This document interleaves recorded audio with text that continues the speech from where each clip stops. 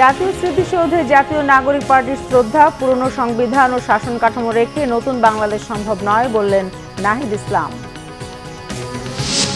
দেশে প্রতিটি গুম হয়েছে সর্বোচ্চ পর্যায়ের নির্দেশে, দাবি গুম কমিশনের। অনেক পুলিশ লাইন্সের ভেতরে আয়নাঘর থাকার তথ্য। বন্দর থেকে নির্ধারিত সময়ে পণ্য ছাড় না করলে 3 গুণ জরিমানা, জানালেন নৌ পরিবহন উপদেষ্টা। ভূগর্ভস্থ পানির স্তর নেমে যাচ্ছে কুষ্টিয়া, চুয়াডাঙ্গা, মেহেরপুরে। বিপন্ন কৃষি ও জীববৈচিত্র্য, নদী খালের পানি ব্যবহারের পরামর্শ বিশেষজ্ঞদের। দেখছিলেন ক্রাউন সিমেন্ট সংবাদ শিরোনাম। জাতীয় নির্বাচনের সাথেই সংবিধান পরিবর্তনে গণপরিষদ নির্বাচনের প্রত্যাশা জাতীয় নাগরিক পার্টির। দলটির আহ্বায়ক নাহিদ ইসলাম বলেন, পুরনো সংবিধান এবং শাসন ব্যবস্থায় পরিবর্তন না করলে নতুন বাংলাদেশ বিনির্মাণ সম্ভব নয়। শেখ হাসিনার বিচার না হওয়া পর্যন্ত কাউকে নির্বাচনের কথা মুখে না আনতে বলেছেন সার্জিস আলম। রিপোর্ট ফরুক বাবুর। সাভারে জাতীয় স্মৃতিসৌধে শ্রদ্ধা জানানোর মধ্য দিয়ে রাজনৈতিক যাত্রার আনুষ্ঠানিক কার্যক্রম শুরু করেছে জাতীয় নাগরিক পার্টি। শ্রদ্ধা নিবেদন শেষে নতুন এ দলের আহ্বায়ক নাহিদ ইসলাম জানান, তৃণমূলের দলীয় কার্যক্রম বিস্তৃত করার লক্ষ্যে তাদের কাজে গতি আসবে। সেই সাথে নির্বাচন কমিশনে দলীয় নিবন্ধনের আবেদন করার কথাও জানান নাহিদ ইসলাম।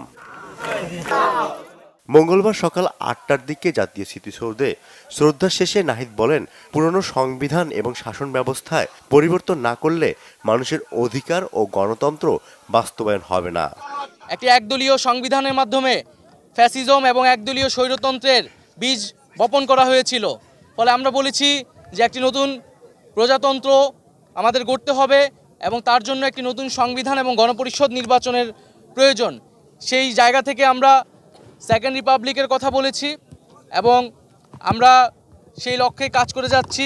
ডান বামের বাইনারির বিভাজনের মধ্যে না গিয়ে সত্যিকার অর্থে একটি মধ্যমপন্থী রাজনীতি বাংলাদেশে আমরা সূচনা করতে পারি, তেমন অঙ্গীকার আমাদের রয়েছে। পরে রাজধানীর রায়েরবাজার বধ্যভূমিতে 2024 এর গণ অভ্যুত্থানে শহীদদের কবর জিয়ারত ও দোয়া মোনাজাত করেন জাতীয় নাগরিক পার্টির নেতারা। এ সময় এনসিপি আহ্বায়ক নাহিদ ইসলাম ও সদস্য সচিব আখতার হোসেনের নেতৃত্বে কেন্দ্রীয় নেতারা উপস্থিত হন। জুলাই বিপ্লবে আহতদের জন্য দেশবাসীর কাছে দোয়া চান তরুণ নেতারা। জানান, শিক্ষার্থী হত্যা এবং দুর্নীতি, অর্থ পাচারের অপরাধে আওয়ামী লীগকে রাজনৈতিকভাবে মোকাবেলার প্রত্যাশার কথা।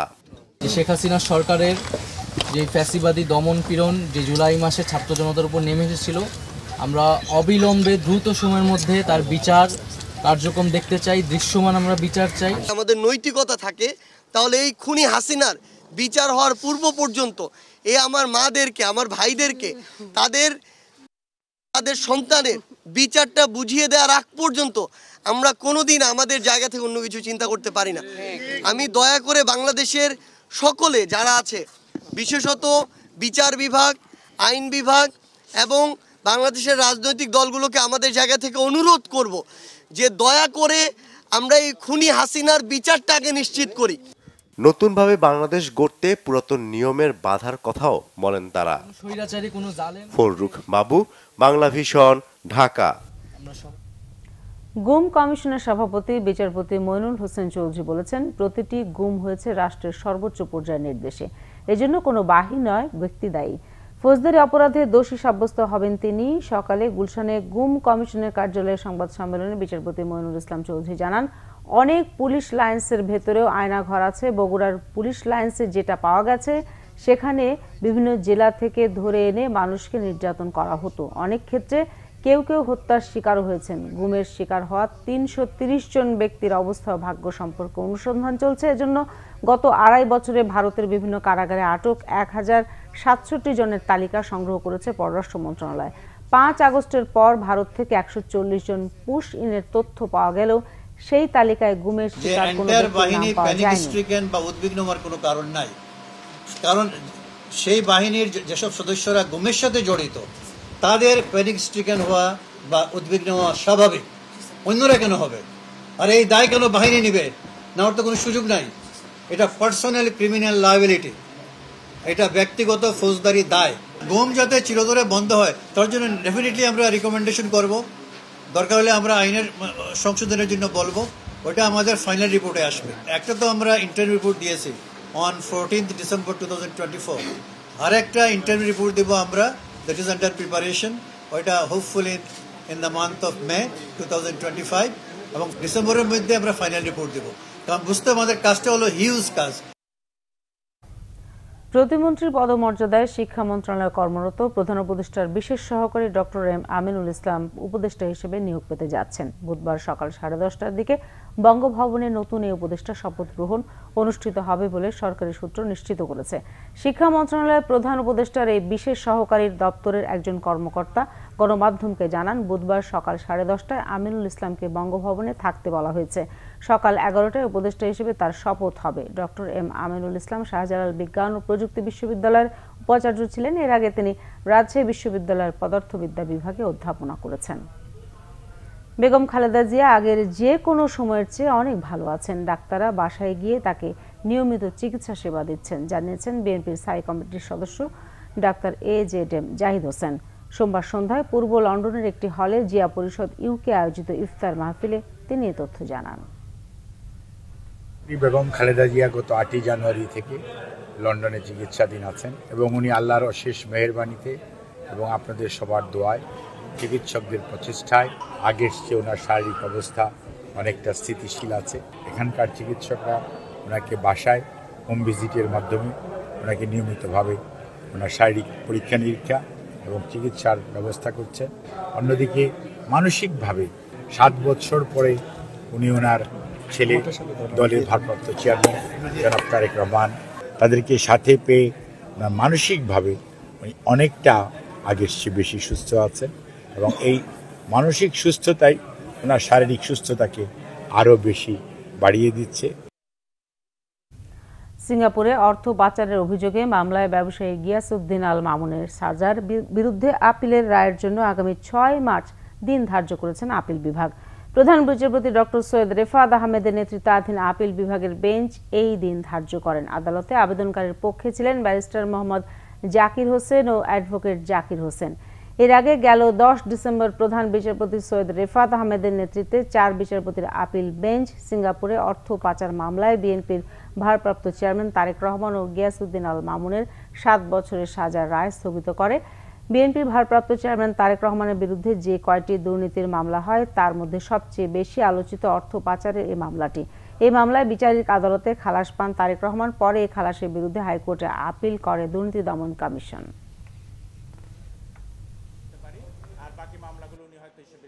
শুধুমাত্র জনাব তারেক রহমান ও বেগম জিয়ার পরিবারকে হেয় প্রতিপন্ন করার জন্য এবং আমাদের জাতীয়তাবাদী দলকে ডাউন করার জন্যই এই মামলাটা করা হয়েছিল। সেটা আজকের যে টোটাল যে আলোচনা, দুদক অ্যাগ্রি করেছে, অন্য পক্ষ সরকার পক্ষ অ্যাগ্রি করেছে যে শুধুমাত্র রাজনৈতিক হিংসার বশবর্তী হয়ে এই মামলা তারা দাখিল করেছে। এটা হচ্ছে মানি লন্ডারিংয়ের মামলা। এই মামলাতে 10ই ডিসেম্বর লিভ হয়েছিল। এই মামলায় 2 জন ছিলেন, একজন হচ্ছে গিয়াসউদ্দিন আল মামুন আর একজন হচ্ছে জনাব তারেক রহমান। 2 জনেরই জাজমেন্ট হবে, যাতে এটা অ্যানালগের জাজমেন্ট একসঙ্গেই হবে এটা বলতে পারি। আর বাকি মামলাগুলো Bangladesh bank governor doctor Ahsan H Mansur বলেছেন, সঠিক নীতির চর্চা শুরু হলে IMF এর ঋণের কোনো প্রয়োজন হবে না। জানান, কেন্দ্রীয় ব্যাংককে শক্ত ভিতের উপর দাঁড় করিয়ে যাবে অন্তর্বর্তী সরকার। আগামীতে কেউ চাইলেই ব্যাংকের পরিচালনা পর্ষদে বসতে পারবে না। এজন্য নীতিমালা তৈরি করছে কেন্দ্রীয় ব্যাংক। রাজধানীতে TBS ভবনে ব্যাংকিং খাত পুনরুদ্ধার নিয়ে এক আলোচনায় এসব বলেন তিনি।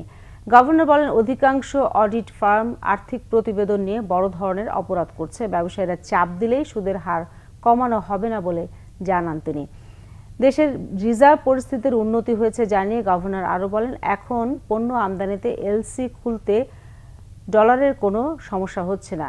গ্যাস আমদানির পেমেন্ট বাদে সবগুলোর পেমেন্ট দেওয়া হয়েছে বলে জানান ডক্টর আহসান এইচ মনসুর। অনুষ্ঠানে CPD নির্বাহী পরিচালক ডক্টর ফাহমিদা খাতুন বলেন, কেন্দ্রীয় ব্যাংককে রাজনৈতিকভাবে ব্যবহার করে ব্যাংক খাতকে নষ্ট করা হয়েছে। রাজনৈতিক সরকারের সদস্য ছাড়া সংস্কারের সব উদ্যোগ ধুলোয় মিশে যাবে বলে মন্তব্য করেন তিনি।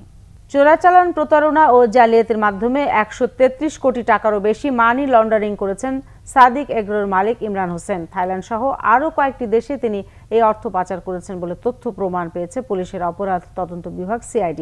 রাজধানী মালিবাগে সিআইডি প্রধান কার্যালয়ের সংবাদ সম্মেলনে বিস্তারিত জানান অর্গানাইজড ক্রাইম বিভাগের অতিরিক্ত ডিআইজি একরামুল হাবিব। জানান, অনুমোদনহীন বার্মা জাতের গরু আমদানি করে বিদেশে প্রায় ৮৬ লক্ষ টাকা অর্থ পাচার করেছেন ইমরান। দেশীয় গরু ছাগলকে বিদেশি ও বংশীয় বলে প্রচার করে বিক্রি করতেন তিনি। এছাড়া মোহাম্মদপুরের বেড়িবাঁধ এলাকায় খাল ভরাট ও জবরদখলের অভিযোগও রয়েছে তার বিরুদ্ধে। সোমবার বিকেলে মালিবাগ থেকে সাদেক এগ্রোর চেয়ারম্যান ইমরান হোসেনকে গ্রেফতার করা হয়। মঙ্গলবার সকালে তাকে আদালতে হাজির করা হলে বিচারক কারাগারে পাঠানোর নির্দেশ দেন। আমরা তদন্তের স্বার্থে এই মুহূর্তে তার বিস্তারিত এই সবগুলো জিনিস আমার মনে হয় প্রকাশ করাটা সমীচীন হবে না। তার নাম আমরা উনি যেহেতু মানি লন্ডারিংয়ের সাথে জড়িত ছিলেন, আমাদের কাছে যে তথ্যপত্র রয়েছে সেটা হচ্ছে যে টেকনাফ এবং উখিয়া অঞ্চল দিয়ে উনি মিয়ানমার থেকে এবং বার্মা, নেপাল থেকে, ভুটান থেকে বিভিন্ন জাতের গরু উনি আমদানি করেছেন। এছাড়া আরও কিছু বিষয় তদন্ত রয়েছে। আর ওনার নামে বিপুল সম্পদের আমরা প্রমাণ পেয়েছি প্রাথমিক অনুসন্ধানে। আরও অনেক তথ্য আমাদের কাছ থেকে আসছে।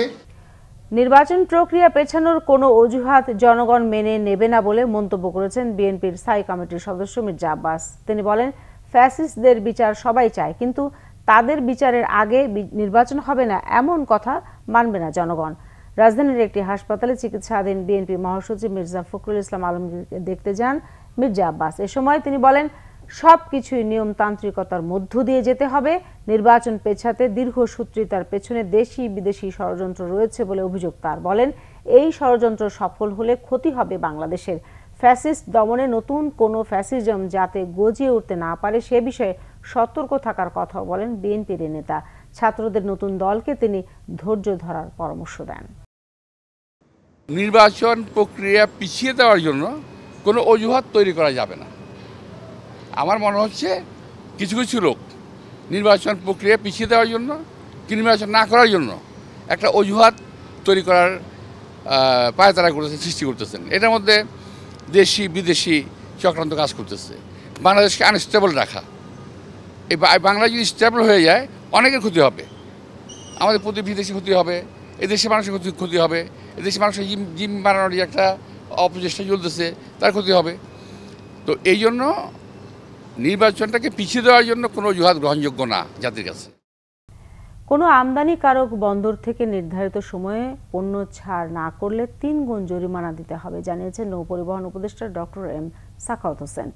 সচিবালয়ের চেক হস্তান্তর অনুষ্ঠানে কথা বলেন তিনি। আর ভোজ্য তেলের ক্ষেত্রে কিছুটা সংকট থাকলেও অন্যান্য নিত্যপণ্যের দাম সহনীয় আছে বলে জানান উপদেষ্টা। বলেন, রমজানের জন্য পর্যাপ্ত নিত্যপণ্য আমদানি করা হয়েছে ও সরবরাহের কোনো ঘাটতি নেই। এর আগে গেল ডিসেম্বরে চাঁদপুর হাইমচরের মেঘনা নদীতে এমভি আল বাখেরা ডুবে নিহত 6 কর্মীর পরিবারকে আর্থিক সহায়তার চেক হস্তান্তর করা হয়। তাদেরকে শ্রমিক কল্যাণ ফাউন্ডেশন থেকে 2 লাখ এবং আমদানিকারক প্রতিষ্ঠান নোয়াপাড়া গ্রুপের পক্ষ থেকে 3 লাখ টাকার চেক দেওয়া হয়। চিটাগং পোর্টে 3 গুণ করা হয়েছে আপনার পোর্ট রেন্ট, 3 গুণ।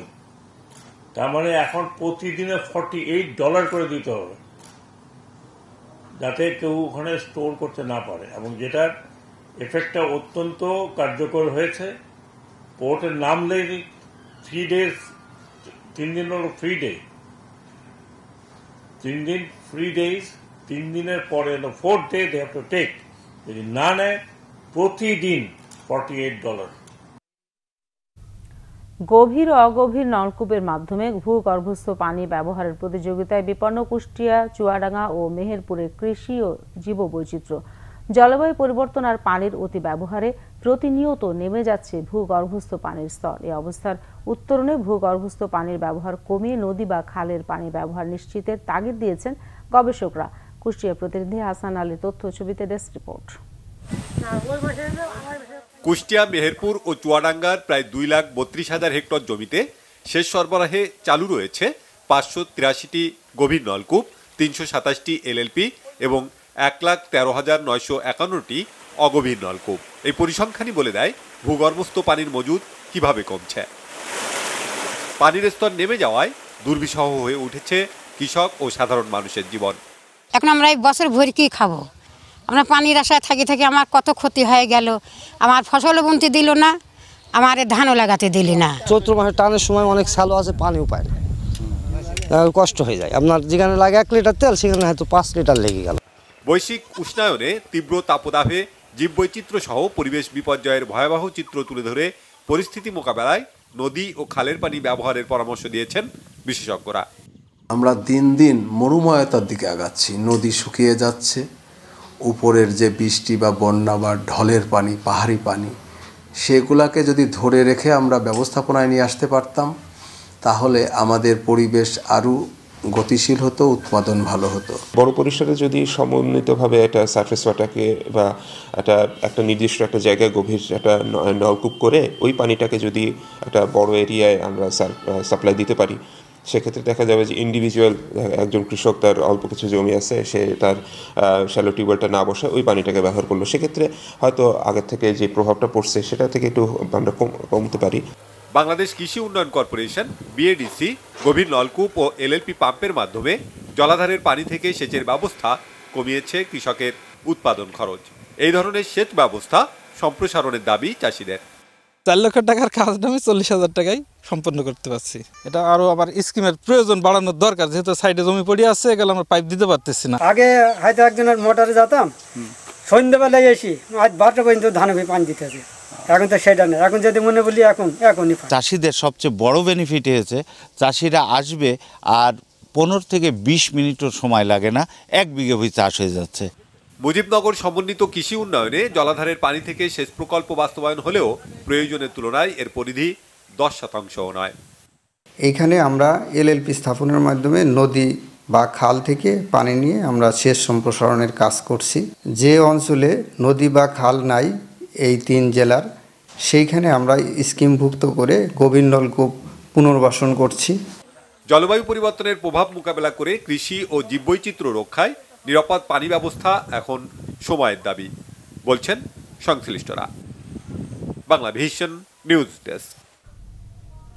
রংপুরে ছাত্র আন্দোলনের হত্যা মামলায় লালমনিরহাটের কালীগঞ্জ থেকে আওয়ামী লীগের 3 নেতাকে গ্রেফতার করেছে পুলিশ। পুলিশ জানায়, সোমবার রাতে নিজ নিজ বাড়ি থেকে গ্রেফতার করা হয় উপজেলার চলবলা ইউনিয়ন আওয়ামী লীগের যুগ্ম সাধারণ সম্পাদক মমিনুল ইসলাম মমিন, চন্দ্রপুর ইউনিয়নের সাবেক চেয়ারম্যান মাহবুবুর রহমান ও লালমনিরহাট জেলা পরিষদের সাবেক সদস্য মোস্তাফিজার রহমান বুলেটকে।